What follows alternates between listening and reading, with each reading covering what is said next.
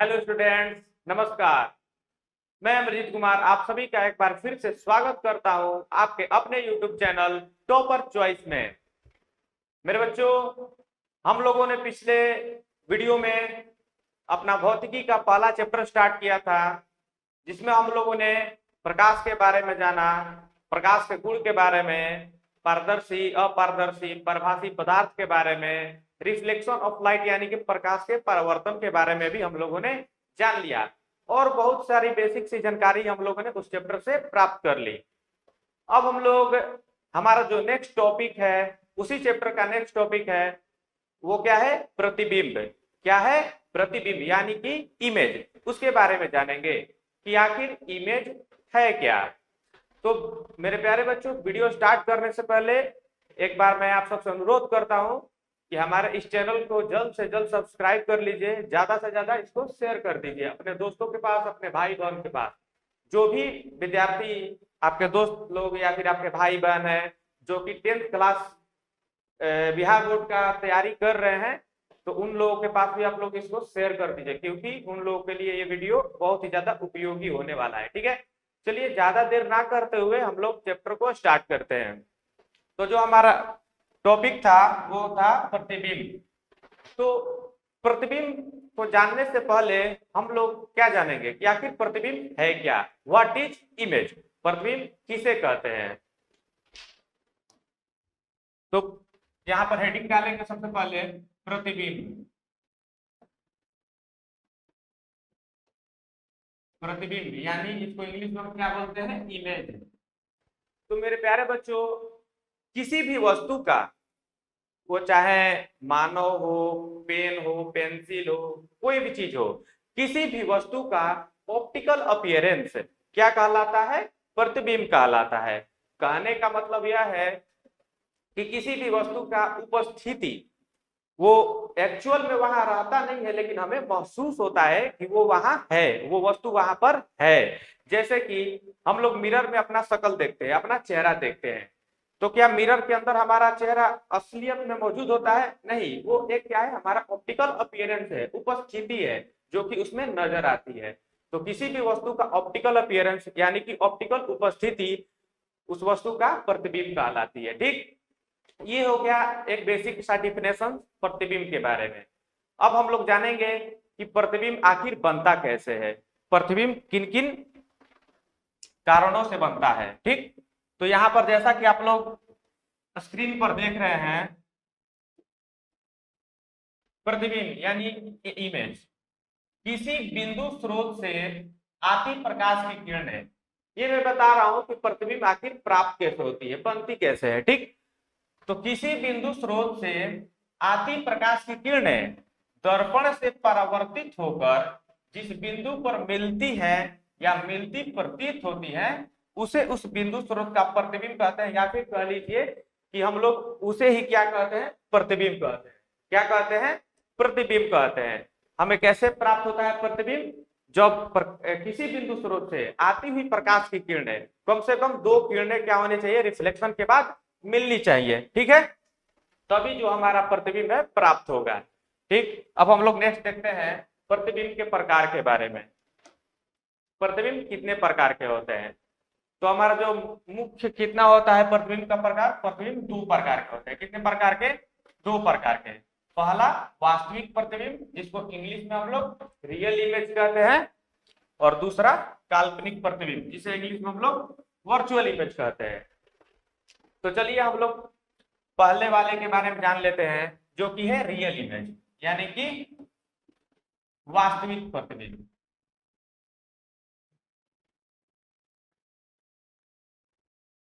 Real image यानी कि वास्तविक प्रतिबिंब।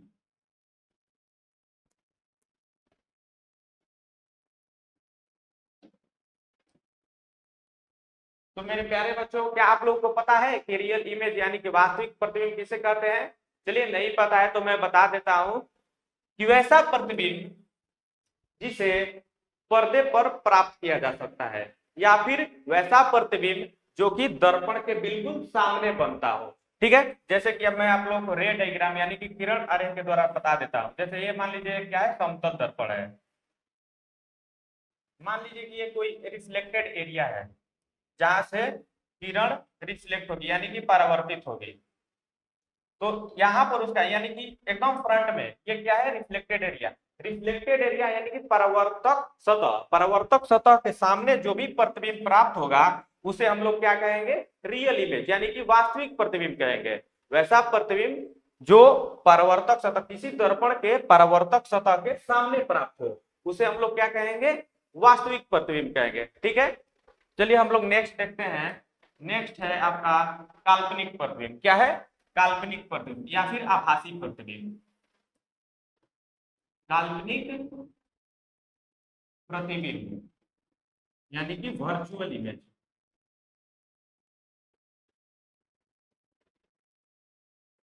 वैसे तो सारी इमेजेस वर्चुअल ही होती है, लेकिन हम लोग उनमें भी दो इमेज के बारे में पढ़ेंगे, जो जो कि पहला है कि जिसे पर्दे पर प्राप्त किया जा सके यानी कि जो दर्पण के सामने बनता हो, और दूसरा क्या है, जो दर्पण के पीछे बनता हो उसे क्या कहते हैं हम लोग, काल्पनिक प्रतिबिंब यानी कि वर्चुअल इमेज कहते हैं।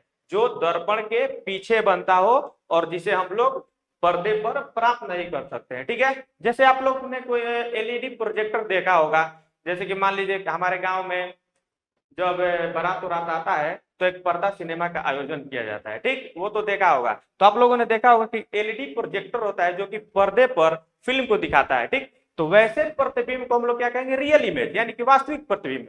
लेकिन वैसे भी प्रतिबिंब होते हैं जो कि पर्दे पर प्राप्त नहीं किए जा सकते हैं, उसे क्या कहेंगे, काल्पनिक प्रतिबिंब कहेंगे। यानी वैसा प्रतिबिंब जिसे पर्दे पर प्राप्त नहीं किया जा सके, या फिर वैसा प्रतिबिंब जो कि दर्पण के पीछे बने, पीछे प्राप्त हो, उसे हम लोग क्या कहेंगे, काल्पनिक प्रतिबिंब कहेंगे। ठीक है, ये सब हो गए कुछ बेसिक डेफिनेशन आपके प्रतिबिंब के। अब हम लोग नेक्स्ट देखते हैं दर्पण के बारे में। क्या देखेंगे, हमारा नेक्स्ट टॉपिक क्या है, दर्पण यानी कि मिरर। मिरर, मिरर यानी कि दर्पण।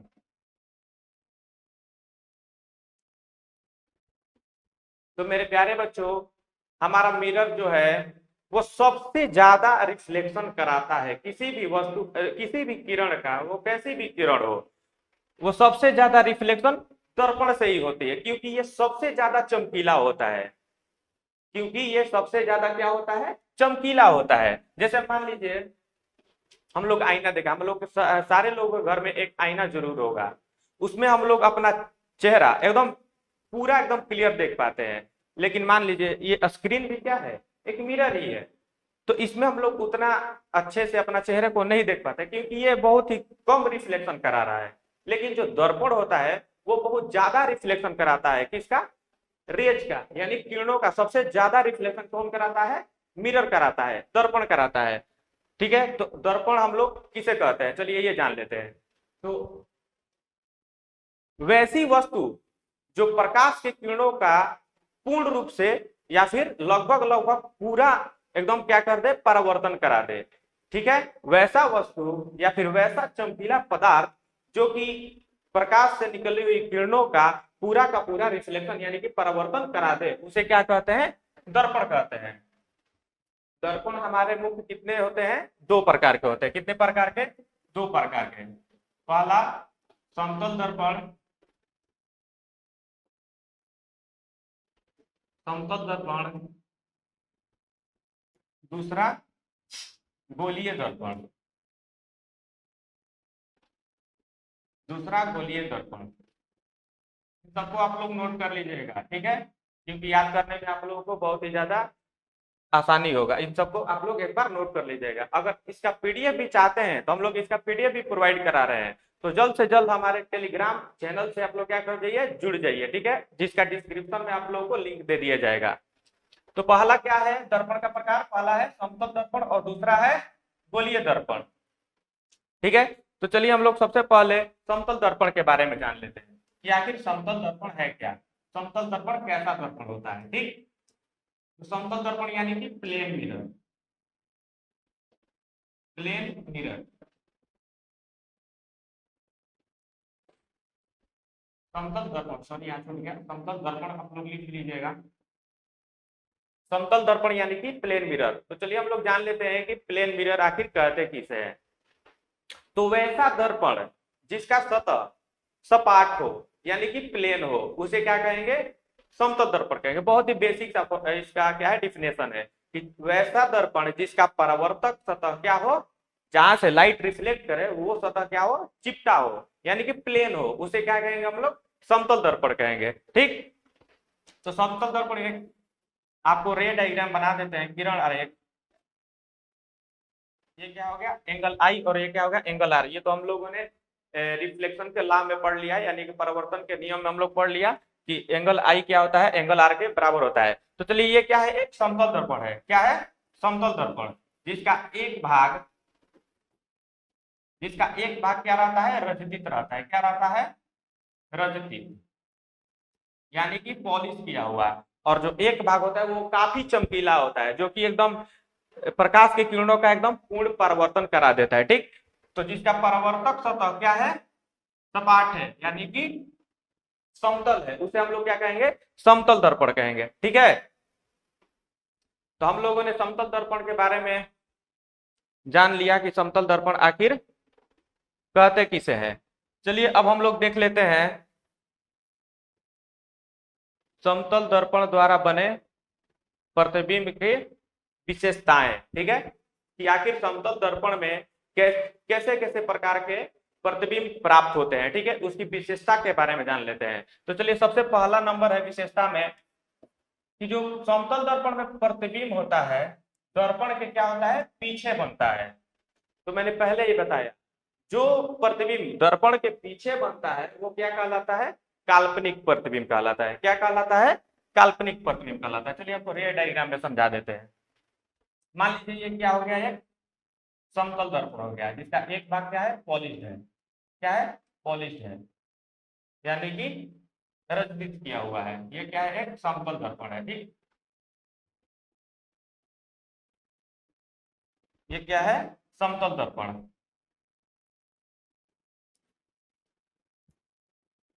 आप लोग धीरे धीरे समझिएगा, कोई टेंशन लेने की बात नहीं है कि सर आप बहुत धीरे समझा रहे हैं। हम इसको क्या चाहते हैं कि एकदम सरल भाषा में आप लोग जान जाइए, इसको समझ जाइए। क्योंकि जो भी बच्चे मतलब कि कमजोर वर्ग के होते हैं, जिनको पढ़ाई में मन नहीं लगता है, उनको अगर अच्छे तरीके से नहीं समझाएंगे तो बेचारे वीडियो को स्किप कर देंगे। लेकिन हम इसको क्या कर, एकदम एक्सप्लेनेशन, एकदम एकदम सिंपल एक्सप्लेनेशन में आपको समझाते चलेंगे। ठीक है, तो ये क्या है, समतल दर्पण है। ठीक, यहाँ से एक हम लोग क्या कर लिए, मुख्य अक्ष को खींच दिए, एक लाइन खींच दिए जो कि है मुख्य अक्ष। मान लीजिए यहाँ पर किसी वस्तु का स्थिति है, यहाँ पर हम लोग वस्तु को रख दिए हैं जो कि दर्पण से मान लीजिए 2 सेंटीमीटर की दूरी पर है। इसको लेना भी जरूरी भी नहीं है, इसको अगले पॉइंट में समझाएंगे। ठीक है, तो ये क्या हो गया, वस्तु हो गया।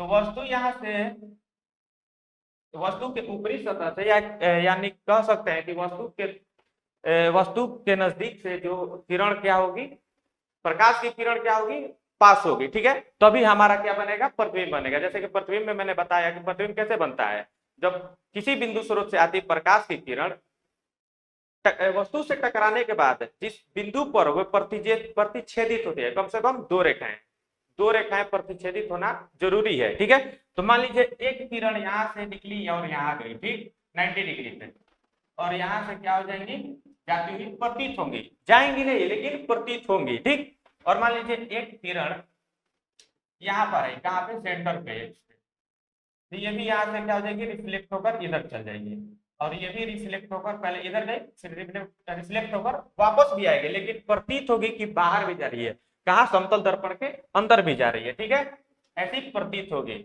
और ये यहाँ आई और ऐसे वापस होकर रिफ्लेक्ट हो गई। ठीक, तो ये भी यहाँ से लगेगा कि यहाँ से ऐसे जाती हुई प्रतीत होगा यहाँ पे, और इस बिंदु पर ये दोनों किरणें क्या हो जाएंगी, मिलती हुई प्रतीत हो जाएंगी कि यहाँ पर ये दोनों किरणें मिल गई। ठीक है, तो ये हमें क्या प्राप्त होगा, वस्तु का प्रतिबिंब प्राप्त होगा। जहां पर प्रतिच्छेदित हो जाएंगी रेखाएं वहां हम लोग का क्या हो जाएगा, प्रतिबिंब प्राप्त हो जाएगा। बस यही है समतल दर्पण में प्रतिबिंब की स्थिति, यानी कि जितना सेंटीमीटर इधर दूरी होगी वस्तु की, उतना ही सेंटीमीटर दूरी होगी प्रतिबिंब की। ये नेक्स्ट प्रॉपर्टी है जिसके बारे में हम लोग जान लेते हैं। देखिए अगला प्रॉपर्टी क्या है, प्रतिबिंब का आकार वस्तु के आकार के बराबर होता है। यानी कि जिस साइज का वस्तु होगा उसी साइज का उसका प्रतिबिंब बनेगा। कहाँ? समतल दर्पण में। जैसे कि आप लोग आपके घर में जो आईने लगे होंगे बड़े बड़े, उसमें आप लोग देखिएगा कि जितना बड़ा आपका हाथ, जितना बड़ा आपका आंख रहता है उतना ही बड़ा उसमें भी दिखाई देता है। दर्पण में भी उतना ही बड़ा आपका आंख दिखाई देगा, उतना ही बड़ा आपका हाथ दिखाई देगा। ठीक है, तो कहने का मतलब यह है कि प्रतिबिंब का जो आकार होता है वस्तु के आकार के बराबर होता है। ठीक है, समझ गए आप लोग। चलिए हम लोग नेक्स्ट पॉइंट देख लेते हैं, जो कि तीसरा पॉइंट है, प्रतिबिंब वस्तु की अपेक्षा सीधा बनता है। यानी कि कहने का मतलब है कि अगर हम सीधा खड़ा रहेंगे, जैसे खड़ा है, तो दर्पण में मेरा प्रतिबिंब कैसा बनेगा? ऐसे ही मुंह, जो मेरा सर है ऊपर रहेगा, पैर है क्या कहाँ रहेगा? नीचे रहेगा। एक इसका मतलब है कि प्रतिबिंब जो है वस्तु की अपेक्षा क्या बन रहा है? सीधा बन रहा है। आप लोग समतल दर्पण में ये देखे होंगे, आप लोग आईना लेकर कभी देखिएगा कि जो आपका सर है वो ऊपर ही दिखाई देगा, नीचे दिखाई नहीं देगा। ठीक, कहने का मतलब इसका यही था कि जो भी प्रतिबिंब प्राप्त होगा समतल दर्पण में वो कैसा प्राप्त होगा? सीधा प्राप्त होगा। चलिए हम लोग नेक्स्ट देख लेते हैं। नेक्स्ट है, प्रतिबिंब पार्श्विक रूप से उल्टा होता है। चलिए भाई, ये एक नया वर्ड आ गया, पार्श्विक रूप से। पार्श्विक रूप से क्या होता है? उल्टा होता है। तो इसको मैं आप लोगों को समझा देता हूं। पार्श्विक मतलब क्या होता है? वैसी स्थिति जब हमारा दायां भाग बायां दिखने लगे और बायां भाग दायां दिखने लगे। आप लोग प्रतिबिंब में, अपने दर्पण के प्रतिबिंब में ये देखा होगा कि जैसे कि मान लीजिए ये क्या हो गया? समतल दर्पण हो गया। क्या हो गया? समतल दर्पण हो गया। ठीक, ये क्या हो गया? समतल दर्पण। इसके सामने अगर हम लोग ए लिख दिए या फिर मान लीजिए बी लिख दिए, तो दर्पण में कैसा दिखाई देता है? ये उल्टा दिखाई देता है। यानी कि दायां भाग बायां और बायां भाग दायां दिखाई देता है। बस इसी स्थिति को पार्श्विक परिवर्तन कहते हैं। क्या कहते हैं? पार्श्विक परिवर्तन। इस स्थिति को हम लोग क्या कहेंगे? पार्श्विक परिवर्तन। जब हमारा दायां भाग बायां दिखने लगे और बायां भाग दायां दिखने लगे, जैसे कि आप लोग दर्पण में देखे होंगे कि आपका जो लेफ्ट हैंड है वो राइट हैंड की तरफ दिखता है और राइट हैंड जो है वो लेफ्ट हैंड की तरह दिखता है। बस इसी स्थिति को हम लोग क्या कहेंगे? पार्श्विक परिवर्तन। क्या कहेंगे? पार्श्विक परिवर्तन। इसको नोट कर लीजिएगा, पार्श्विक परिवर्तन। इसका पीडीएफ भी आप लोग को दे दिया जाएगा, लेकिन अभी हम जितना बता रहे हैं उतना ही सुनिए और याद कर लीजिएगा। क्या? इस स्थिति को हम लोग क्या कहते हैं? पार्श्विक परिवर्तन। जब किसी वस्तु का दायां भाग बायां दिखने लगे और बायां भाग दायां दिखने लगे, इस स्थिति को क्या कहेंगे? पार्श्विक परिवर्तन कहेंगे। ठीक है, तो वही है, जो समतल दर्पण में जो भी प्रतिबिंब बनता है पार्श्विक रूप से उल्टा होता है। यानी कि जो दायां भाग रहता है वो बायां भाग दिखता है और जो बायां भाग रहता है वो दायां भाग दिखता है। किसमें? समतल दर्पण में। ठीक है, आप लोग कभी देख लीजिएगा आईना में, कभी आप लोग नोटिस नहीं किए होंगे, लेकिन एक बार आप लोग देख लीजिएगा। ठीक, चलिए हम लोग नेक्स्ट देखते हैं। प्रतिबिंब आभासी होता है। यानी कहने का मतलब यह है कि प्रतिबिंब क्या होगा? आभासी, यानी कि काल्पनिक। ये मैंने पहले ही बता दिया है, बहुत ही नॉर्मल सा है। ठीक है, चलिए नेक्स्ट देखते हैं। नेक्स्ट है, प्रतिबिंब दर्पण से उतना ही पीछे बनता है जितना वस्तु दर्पण से आगे रहता है। ठीक, चलिए हम लोग यहाँ पर आपको बताए हैं।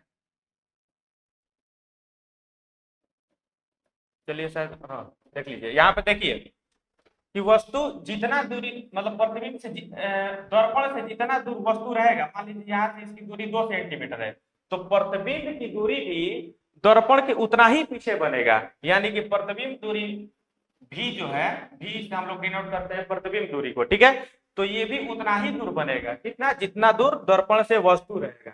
यानी कि दर्पण से 2 सेंटीमीटर वस्तु रहेगा, 2 सेंटीमीटर की दूरी पर, तो प्रतिबिंब भी दर्पण के पीछे 2 सेंटीमीटर की दूरी पर ही बनेगा। ठीक है, ये कहने का मतलब था। ठीक, चलिए हम लोग नेक्स्ट देखते हैं।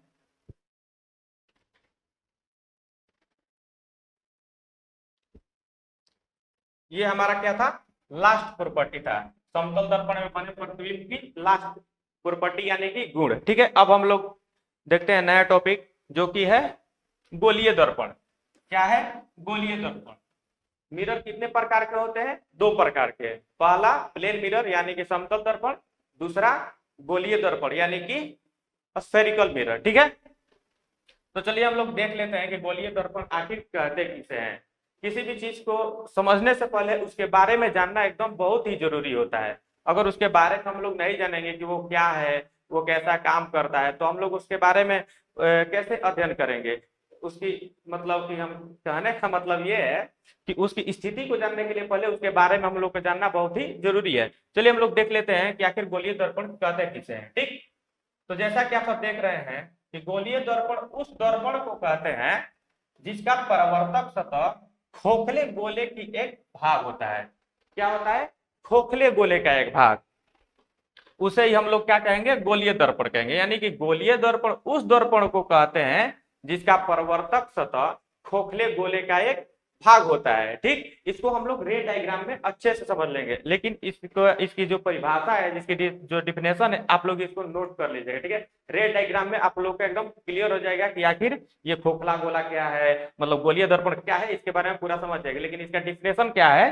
गोलीय दर्पण उस दर्पण को कहते हैं जिसका परावर्तक सतह खोखले गोले का एक भाग होता है। बस इतना ही समझ लीजिए, आगे आपको समझा देंगे कि क्या क्या होता है। ठीक, तो गोलीय दर्पण जो होते हैं हमारे दो प्रकार के होते हैं। कितने प्रकार के होते हैं? दो प्रकार के। कौन कौन? पहला अवतल दर्पण, नाम तो सुना ही होगा आप लोगों ने, अवतल दर्पण यानी कि कॉनकेव मिरर। ठीक, दूसरा होता है उत्तल दर्पण यानी कि कॉन्वेक्स मिरर। ठीक है, चलिए इसको हम लोग ऐसे समझ लेते हैं। गोलीय दर्पण यानी कि जिसका परावर्तक सतह गोल हो। ठीक, उसको हम लोग कहेंगे गोलीय दर्पण। जिसका एक सतह क्या रहता है? पॉलिश रहता है। देखिए, अब हम लोग देखेंगे कि अवतल दर्पण आखिर कहते किसे हैं। ठीक, चलिए हम लोग एक नए पेज में हम लोग इसको समझ लेते हैं कि अवतल दर्पण किसे कहते हैं और उत्तल दर्पण किसे कहते हैं। ठीक है, तो अवतल दर्पण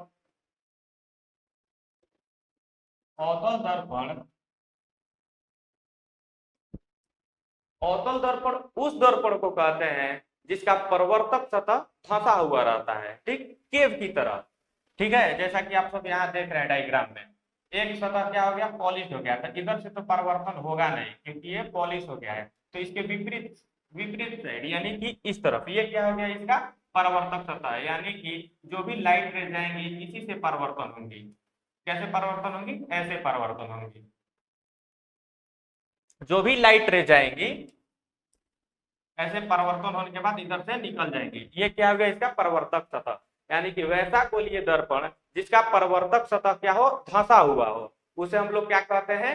अवतल दर्पण कहते हैं। ठीक है, आप लोग जैसा कि इसमें देख रहे हैं। ठीक, चलिए अब हम लोग देख लेते हैं उत्तल दर्पण को कि आखिर उत्तल दर्पण कहते किसे। एकदम बेसिक सा फॉर्मूला फॉर्मूला नहीं, डिफिनेशन बताते चलेंगे। काम नहीं कर बढ़िया से। चलिए सॉरी इसके लिए। देखिए, उत्तल दर्पण, उत्तल दर्पण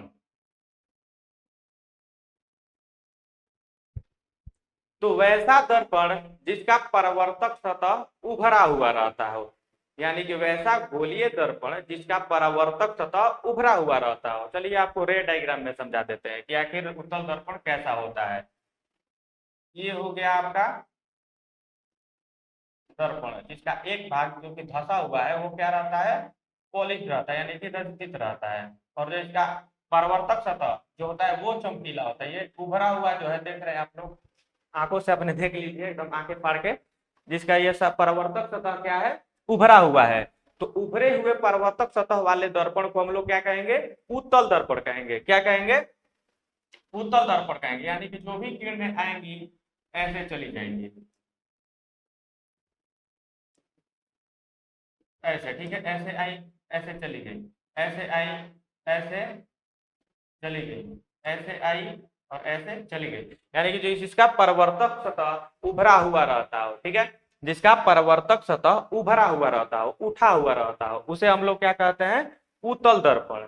इसको हम लोग ऐसे भी याद कर सकते हैं, उसे उभरा, उभरा हुआ जिसका परावर्तक सतह उभरा हुआ हो उसे हम लोग उत्तल दर्पण। और जिसका परावर्तक सतह धंसा हुआ हो उसे हम लोग क्या कहेंगे? अवतल दर्पण कहेंगे। ठीक है, कॉनकेव, केव केव मतलब गुफा, गुफा मतलब धंसा हुआ ऐसे खाली वाला, जिसका परावर्तक सतह क्या रहता है, धंसा हुआ रहता है, उसे बोलते हैं अवतल दर्पण। और जिसका परावर्तक सतह उभरा रहता है उसे हम लोग क्या कहेंगे, उत्तल दर्पण। ठीक है, आई होप आप लोगों ने इतना समझ लिया होगा। इसका बेसिक सा डिफिनेशन था, लेकिन हम लोग आगे रे डायग्राम में इसके बारे में बहुत ही अच्छे तरीके से समझ लेंगे। ठीक है, चलिए हम लोग नेक्स्ट देखते हैं।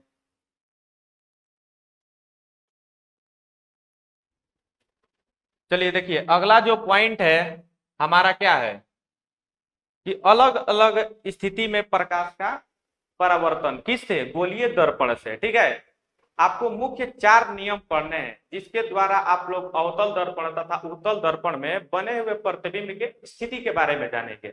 जैसे कि आप लोग को एक बात समझा देता हूं कि मान लीजिए, सबसे पहले हम लोग गोलीय दर्पण के बारे में समझ लेते हैं पूरा, उससे रिलेटेड कुछ मुख्य मुख्य पॉइंट होते हैं, कुछ शब्द होते हैं, उसको समझ लेंगे। ठीक है, चलिए पहले गोलीय दर्पण को समझ लेते हैं। ठीक, ये मान लीजिए कहने का मतलब यह था कि हम लोग डिफिनेशन पे जाने थे गोलीय दर्पण के, कि गोलीय दर्पण उस खोखले गोले का भाग होता है। किस खोखले गोले का, इसी खोखले गोले का। ये क्या है, एक खोखला गोला है जो कि शीशे का है। ठीक, ये सर्कल नहीं है, ये क्या है, गोला है, यानी स्फेयर, गेंद की तरह। ठीक, जो कि शीशे का है। अब समझ लीजिए कि जो भी ये होगा गोला, उसका एक सेंटर तो होगा, जरूर एक केंद्र होगा। उस सेंटर को हम लोग क्या कहते हैं, वक्रता केंद्र कहते हैं। क्या कहते हैं, वक्रता केंद्र। गोलीय दर्पण के केंद्र को हम लोग क्या कहते हैं, वक्रता केंद्र।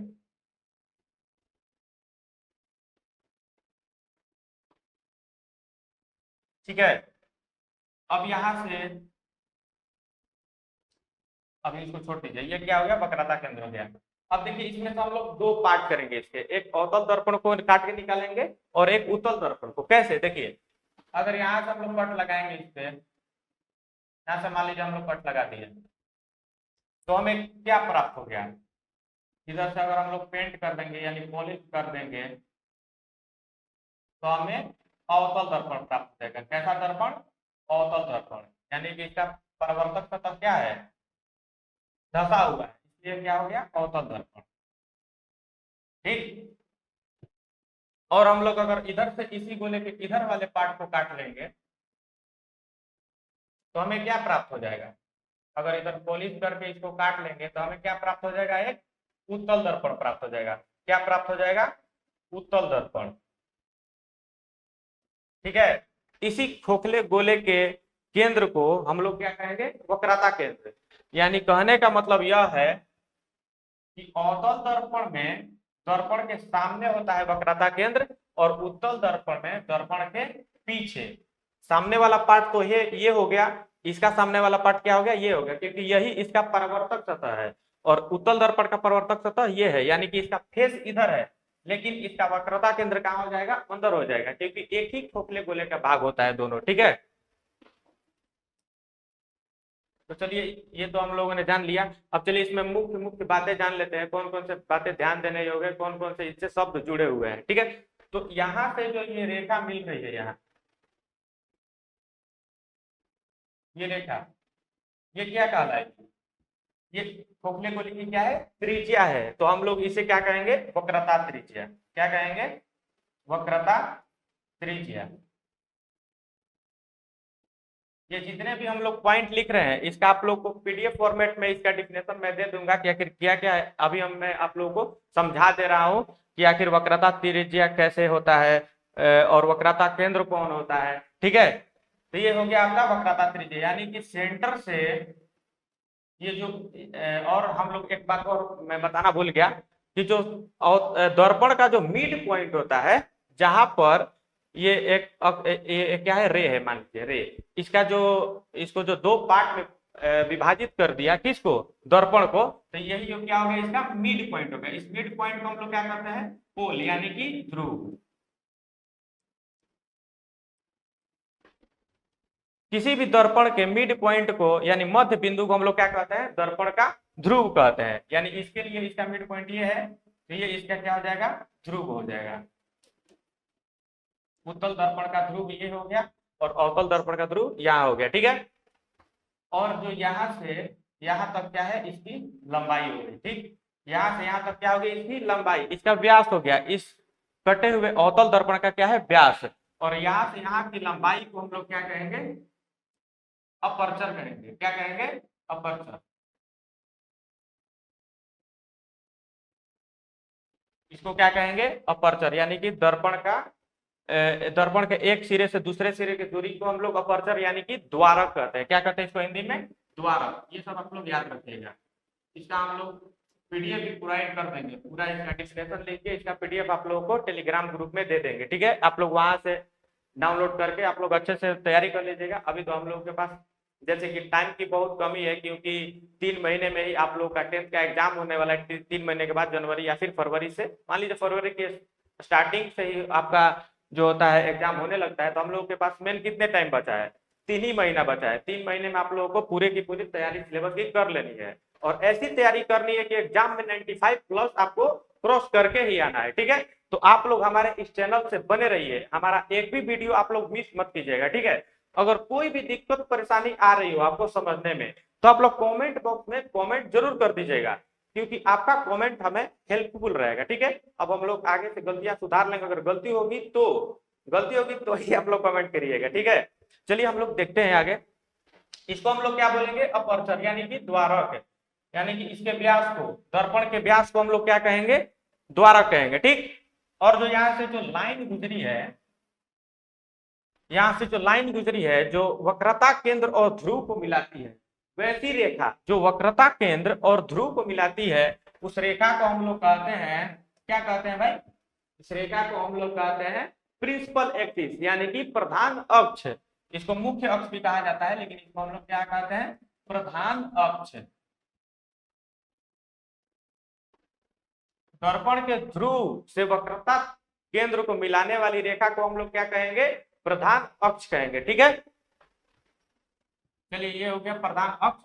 अब देखिए ये हो गया वक्रता त्रिज्या, यानी सी से पी की दूरी को हम लोग, यानी कि वक्रता केंद्र और ध्रुव के बीच की दूरी को हम लोग क्या कहते हैं वक्रता त्रिज्या कहते हैं। ठीक ना, अब चलिए एक इसका भी मिड पॉइंट होता है, इसको हम लोग प्रूफ करेंगे। पहले हम लोग इसके बारे में संबंध जान लेते हैं।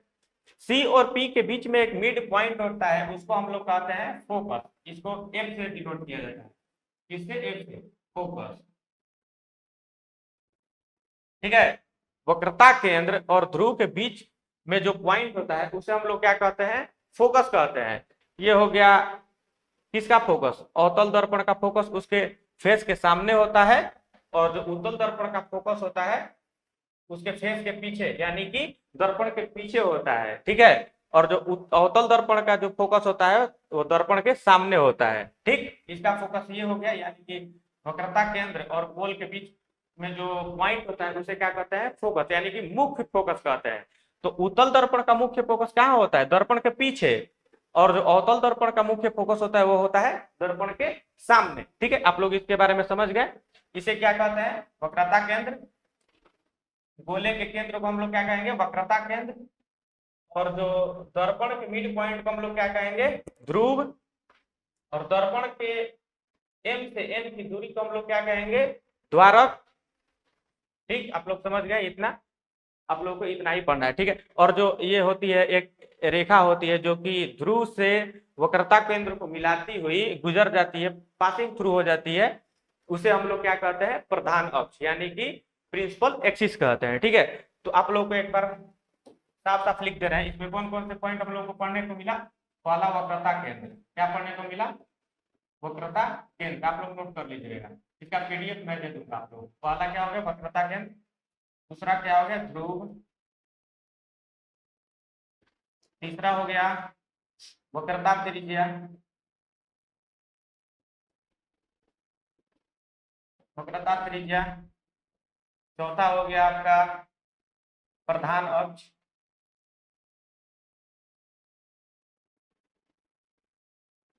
पांचवा हो गया द्वारक, और छठा क्या हो गया फोकस। इतना चीज हम लोगों को सीखने से मिलेगा एक गोले के माध्यम से, फिर एक रेड डायग्राम के गोले के माध्यम से। ठीक है, अब चलिए रेड डायग्राम क्या कहलाता है, क्या आप लोगों ने कभी अभी नोटिस किया, मैं बार बार रेड डायग्राम यानी कि किरण आरेख के बारे में बोल रहा था, किरण आरेख। तो किरण आरेख है क्या, तो वैसी वैसा मतलब कि ये एक ऐसा समीकरण है जिसको ज्यामितीय रूप में हम लोग लिखते हैं। किस रूप में? ज्यामितीय रूप में। जब हम लोग ये किए, ऐसे कर दिए, ये सब क्या है? ज्यामितीय ही रूप है, ज्यामिति का ही एक रूप है। तो ज्यामितीय निरूपण को ही हम लोग क्या कहते हैं? किरण आरेख कहते हैं। ठीक है, तो हम लोग को अभी दर्पण में इतना ही पॉइंट पढ़ना है। कितना पॉइंट? कितना पॉइंट? वक्रता केंद्र, ध्रुव, वक्रता त्रिज्या, प्रधान अक्ष, द्वारक और फोकस, यही 6 चीज को पढ़ना है। ठीक है, इसका मैं डिफिनेशन लिखकर आप लोग को पीडीएफ प्रोवाइड कर दूंगा, ये मेरा वादा है। ठीक है, आप लोग टेंशन मत लीजिएगा। चलिए, अब हम लोग को 4 नियम पढ़ने हैं। चलिए, मान लीजिए किसी प्रकाश स्रोत से जो भी प्रकाश की किरण निकलती है, क्या एक ही दिशा में जाती है? कोई किरण इधर गई, कोई किरण ऊपर गई, कोई किरण नीचे गई। ठीक है, तो इस स्थिति में हम लोग को 4 नियम पढ़ने हैं। कौन कौन से नियम है भाई? चलिए देख लेते हैं। पहला नियम है मुख्य अक्ष के समांतर, मुख्य अक्ष के समांतर आपतित किरणें। मुख्य अक्ष आप लोगों ने जान लिया क्या कहलाता है। ठीक है, यही मुख्य अक्ष है, प्रिंसिपल एक्सिस। तो मुख्य अक्ष के समांतर आपतित किरणें, ठीक है, वैसी किरणें जो मुख्य अक्ष के समानांतर जाती हो। ठीक, हम लोग किरण आरेख से ऐसे समझ लीजिए, जैसे कि मान लीजिए अवतल दर्पण के लिए ये हो गया, उत्तल दर्पण के लिए ये हो गया। ठीक है, तो मुख्य अक्ष के समांतर जाती हुई किरणें, ये क्या हो गया? मुख्य अक्ष। ये हो गया हमारा अवतल दर्पण, ये इधर पॉलिश्ड सरफेस हो गया। ठीक, तो रिफ्लेक्टेड सरफेस कौन कहलाएगा? यानी कि ये रस्तित पार्ट हो गया, तो रिफ्लेक्टेड यानी कि परावर्तक सतह ये हो गया सामने वाला। ठीक, और इसके मिड पॉइंट को हम लोग क्या कहेंगे? ध्रुव कहेंगे। क्या कहेंगे? ध्रुव। उसको पी से डिनोट करता है। और इसके बीचों बीच की जो दूरी होती है, पी और सी के बीच में जो पॉइंट होता है, उसे क्या कहते हैं? फोकस, यानी कि एफ। फोकस यानी कि एफ। और ये क्या हो गया? सेंटर ऑफ कर्वेचर, यानी कि गोलीय दर्पण का वक्रता केंद्र हो गया। ठीक है, वक्रता केंद्र से पी की दूरी को हम लोग क्या कहते हैं? वक्रता त्रिज्या। और फोकस से पी की दूरी को हम लोग क्या कहते हैं? फोकस दूरी कहते हैं। क्या कहते हैं? फोकस दूरी। ठीक, अब हम लोग इसको नेक्स्ट वीडियो में जानेंगे कि फोकस दूरी क्या कहलाता है। सबसे पहले हम लोग इसके बारे में जान लेते हैं कि इसकी स्थिति क्या है। मुख्य अक्ष के जब समांतर किरणें आपतित होती हैं, मुख्य अक्ष के समांतर ये जो किरण आती है, तो उसकी स्थिति क्या होती है? वो कहाँ से गुजरती है? लेकिन सब इसके पहले हम लोग एक इसके जो वक्रता केंद्र और फोकस में जो संबंध है उसको जान लेते हैं। ठीक है, तो क्या संबंध है? वो यही संबंध है जो फोकस होता है वो त्रिज्या का आधा होता है। क्या होता है? त्रिज्या का आधा। जैसे मैंने बताया कि बिल्कुल ही मिड पॉइंट में फोकस स्थित होता है। इसको हम लोग प्रूफ भी करेंगे नेक्स्ट वीडियो या फिर उसके अगले वाले पार्ट में। हम लोग इस सूत्र को क्या करेंगे? प्रूफ करेंगे। लेकिन अभी हम लोग जान लेते हैं जो कि दर्पण की जो फोकस दूरी होती है वो उसके वक्रता त्रिज्या की क्या होती है? आधी होती है। यानी कि यहाँ से यहाँ की दूरी, यहाँ से यहाँ की दूरी की क्या हो जाएगी? आधी हो जाएगी। यानी कि ये बिल्कुल ही मिड पॉइंट होगा। लगभग लगभग क्या होता है? फोकस मिड पॉइंट होता है। ठीक है, तो इसको आप लोग नोट कर लीजिएगा। इसको मैं अंतिम में प्रूफ करा दूंगा अगले वीडियो में। ठीक है, चलिए अब हम लोग देखते हैं इसको, इस स्थिति को, यानी कि मुख्य अक्ष के समांतर आपतित किरण का परावर्तन। जब अवतल दर्पण के मुख्य अक्ष के समानांतर किरण आपतित होती है, तो वो कहाँ से परिवर्तित? दर्पण से परावर्तन के बाद वो फोकस से गुजरती है। कहाँ से गुजरती है? फोकस से। रूल नंबर पहला, ये क्या है? रूल नंबर पहला है। रूल नंबर क्या है? पहला, कि जब मुख्य अक्ष के समानांतर किरण कोई दर्पण से परावर्तित होती है, तो वो परावर्तन के बाद फोकस से होती हुई गुजर जाती है। यानी कि वो दर्पण से परावर्तन के बाद हमेशा कहां से गुजरेगी? फोकस से गुजरेगी। इस चीज को आप लोग याद रखिएगा। अगर ये चाहते हैं कि इसका भी मैं जो बता रहा हूं कि वो दर्पण से परावर्तन के बाद फोकस से गुजर रही है, इसको लिखित रूप में, तो इसका भी पीडीएफ आप लोगों को मिल जाएगा। अभी नहीं, कुछ दिन बाद ही मिलेगा, लेकिन मिलेगा जरूर। वो वहां से आप लोग डाउनलोड कर लीजिएगा। लेकिन यहाँ समझ लीजिए कि जो मुख्य अक्ष के समानांतर जो किरणें आती हैं, वो दर्पण से परावर्तन के बाद कैसे गुजरती है? फोकस से होते हुए गुजरती है। कैसे? फोकस से होते हुए गुजरती है। ये क्या है? रूल नंबर पहला है, जो कि अवतल दर्पण के लिए। किस दर्पण के लिए? अवतल दर्पण के लिए। अब हम लोग उत्तल दर्पण के लिए देख लेते हैं।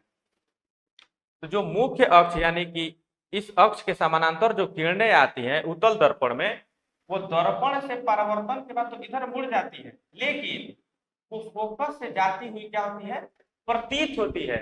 क्या होती है, प्रतीत होती है। इससे क्या साबित हुआ कि जो उत्तल दर्पण होगा वो हमेशा काल्पनिक प्रतिबिंब बनाएगा। काल्पनिक प्रतिबिंब क्यों, क्योंकि वहां प्रतीत हो रहा है, क्योंकि वो दर्पण के पीछे उसका क्या है, फोकस है। यानी कि जो भी प्रतिबिंब बनाएगा वो क्या बनाएगा, दर्पण के पीछे ही बनाएगा, ठीक है। और जो अवतल दर्पण है वो दर्पण के सामने प्रतिबिंब बनाएगा, क्योंकि यहाँ से जाती हुई प्रतीत नहीं हो रही है, वास्तव में जा रही है। यहाँ से प्रकाश की किरण दर्पण से परिवर्तन के बाद वास्तव में फोकस से होती हुई जा रही है, लेकिन ये क्या हो रहा है, प्रतीत हो रही है, क्योंकि रिफ्लेक्शन के बाद ये क्या हो गया है, मुड़ गया है। यहीं से क्या हो गया, मुड़ गया है, लेकिन यहाँ से जाता हुआ प्रतीत हो रहा है। तो हम लोग को ये रूल याद करना जरूरी है, क्योंकि जो कि है जो मुख्य अक्ष के जो भी समानांतर उत्तल दर्पण के लिए मुख्य अक्ष के समानांतर जो भी किरणें आती हैं वे दर्पण से परावर्तन के बाद फोकस से जाती हुई महसूस होती है। क्या होती है, महसूस होती है, ठीक है। इस नियम को आप लोग याद कर लीजिएगा। चलिए हम लोग का दूसरा नियम है। दूसरा नियम क्या कहता है, फोकस की दिशा में आपतित किरण, जब किरण फोकस की दिशा में आएगी, दर्पण के फोकस की दिशा में आएगी। जैसा कि आप लोग यहाँ देख रहे हैं, अवतल दर्पण के लिए अलग है और उत्तल दर्पण के लिए अलग है, ठीक। तो जो भी किरण फोकस की दिशा में आएगी वो दर्पण से परावर्तन के बाद मुख्य अक्ष के समानांतर निकल जाएगी। क्या होगी, मुख्य अक्ष के समानांतर निकल जाएगी। थोड़ा स्लिप ऑफ टंग हो जा रहा है कभी कभी, क्योंकि ज्यादा बोलने से क्या होता है ना कि मुंह का जो मुंह के अंदर जो टंग होता है यानी कि जीभ होता है वो हरकत करने लगती है, ठीक है। तो उससे आप लोग को टेंशन लेना नहीं है। चलिए देख लीजिए, ये जो नियम है दूसरा नियम क्या कह रहा है कि जो भी किरण फोकस से गुजर के दर्पण से परिवर्तित होगी, तो दर्पण से परिवर्तन होने के बाद वे मुख्य अक्ष के समानांतर निकल जाएंगे। कैसे निकल जाएंगे, समानांतर निकल जाएंगे, यानी कि इसके बीच की जो दूरी होगी, इसकी इसके बीच की जो दूरी होगी क्या होगी, हर एक जगह पर सेम होगी। क्या होगी, सेम होगी, क्योंकि ये फोकस से आ रही है और दर्पण से परिवर्तन के बाद मुख्य अक्ष से क्या हो जा रही है, समानांतर चली जा रही है, ठीक है। ये क्या हो गया, आपका दूसरा नियम हो गया, आपको याद करना जरूरी है। ये हो गया अवतल दर्पण के लिए। चलिए उत्तल दर्पण में देख लेते हैं।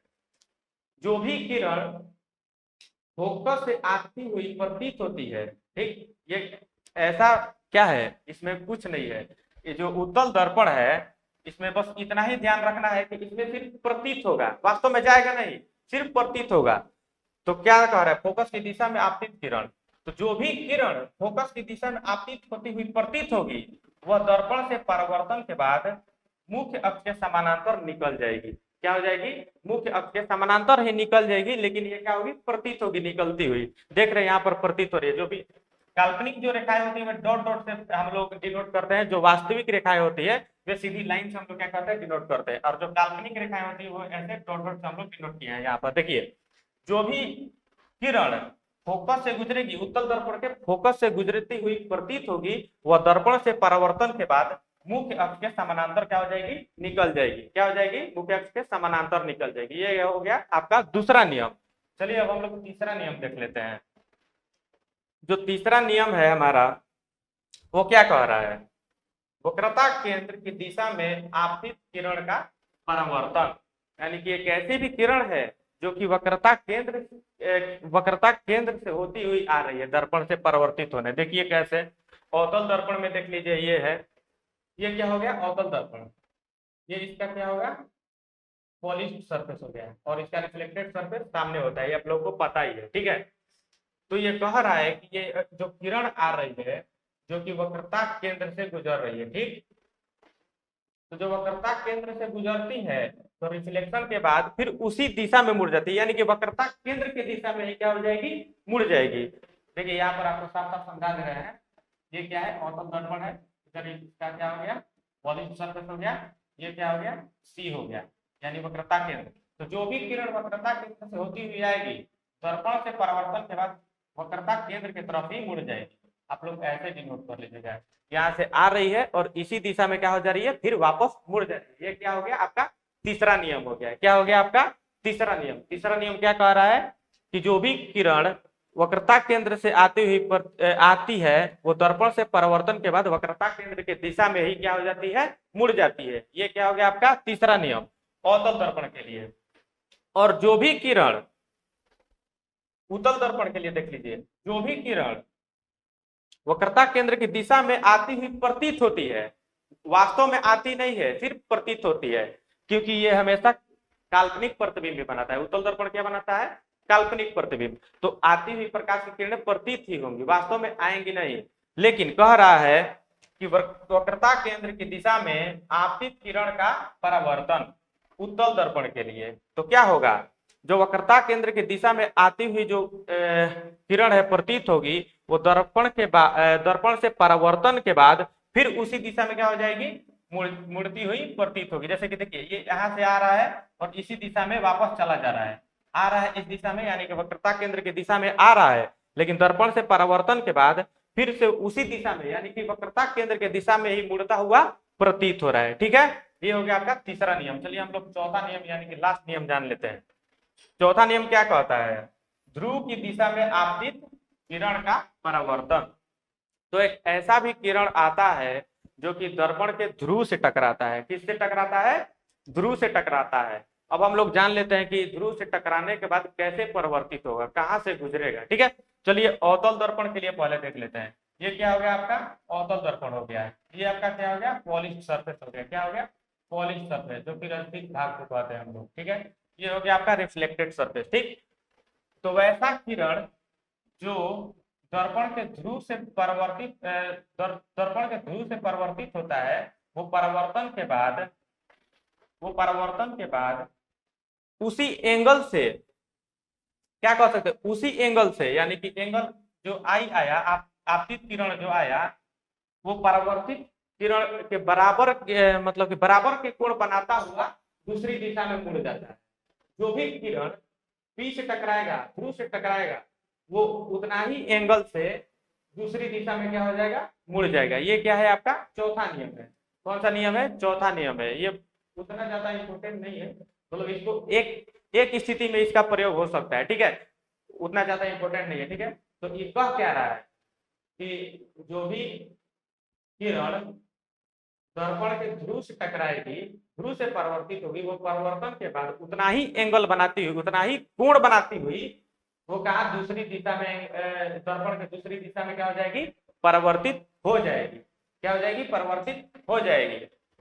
ये नियम और ये नियम उत्तल दर्पण और उत्तल दर्पण और अवतल दर्पण के लिए क्या है, सेम है, क्योंकि इसमें भी प्रतीत नहीं होगा, इसमें भी रिफ्लेक्शन के बाद वो उतना ही एंगल बनाते हुए क्या हो जाएगा, मुड़ जाएगा। क्या हो जाएगा, मुड़ जाएगा। उत्तल दर्पण पे भी यही होता है कि जो भी किरण अगर पोल से टकराएगी तो उतना ही एंगल लिए हुए वे फिर से दूसरी दिशा में मुड़ जाएगी। ठीक है, यानी कि कहने का मतलब यह है, इसमें कौन सा नियम काम करेगा, दर्पण परिवर्तन का दूसरा नियम, angle I is equal to angle R. ठीक है, जो भी किरण पोल से टकराएगा उतना ही कोण बनाता हुआ, मुख्य अक्ष पर उतना ही कोण बनाता हुआ क्या हो जाएगा, दूसरी दिशा में मुड़ जाएगा। ये हो गए आपके 4 नियम।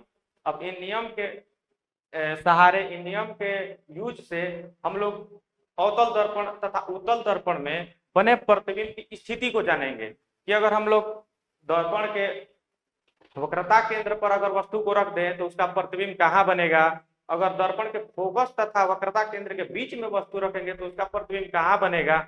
ये इसी के मदद से हम लोग आगे जान पाएंगे, जो कि रे डायग्राम के द्वारा आप लोगों को समझा दिया जाएगा। चलिए, ये वीडियो बहुत ही काफी लंबा हो गया है, तो अब मैं आप लोगों से विदा लेना चाहता हूं।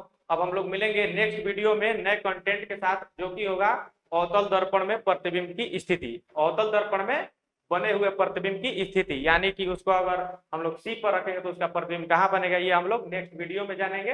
तब तक के लिए जय हिंद, जय भारत। लेकिन सबसे पहले आप लोगों को एक बात बता देना चाहता हूं कि अगर अभी तक आप लोगों ने इस वीडियो को शेयर नहीं किया है तो ज्यादा से ज्यादा शेयर कर दीजिए। अगर ये वीडियो पसंद आया होगा तो आप लोग लाइक करना ना भूलें। ठीक है, जय हिंद, जय भारत।